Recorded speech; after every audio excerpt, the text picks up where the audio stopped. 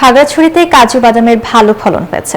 পাহাড়ের চূড়ায় এখন কাজু বাদামের গাছে মুকুলে ভরা। বিস্তারিত জানাচ্ছেন সহকর্মী মোহাম্মদ জহুরুল আলম। খাগড়াছড়ি জেলায় এবারে কাজু বাদামের ব্যাপক চাষাবাদ হয়েছে।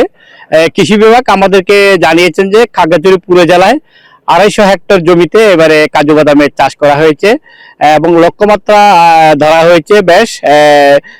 এখানে 3 শতাধিক কাজু বাদামের এই যে বাগানি রয়েছে।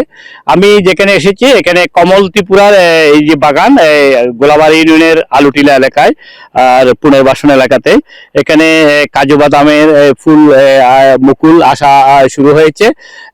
মুকুলের পরেই এখানে গোটা আকারে কাজু বাদাম হয়তো ধরা শুরু হবে।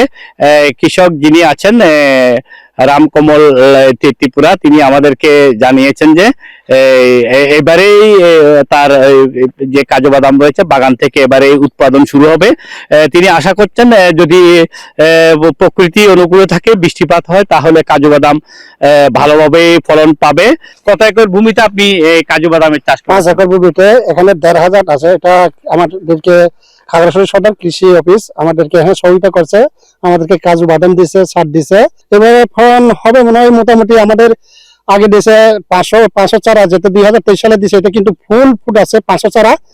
1000 চারা দিছে, এটা কিন্তু ফুল আসে নাই, কিন্তু 1,500 মধ্যে 500 চারা ফুল আসছে। ফুল যদি ফলন হয় বা পানি বৃষ্টি দেয়, তাহলে আমরা এবারে বাজারজাত করতে পারবো, আমরা বাজার যাচাই করতে পারবো।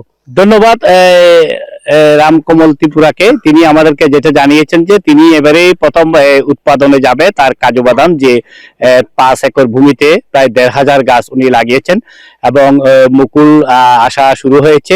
তার এবারে বাম্পার ফলন হবে বলে আশা করছেন। খাগড়াছড়ি সদরের গোলাবাড়ি এলাকার পুনর্বাসন এলাকা থেকে ছিল কাজু বাদাম নিয়ে আমার সর্বশেষ তথ্য।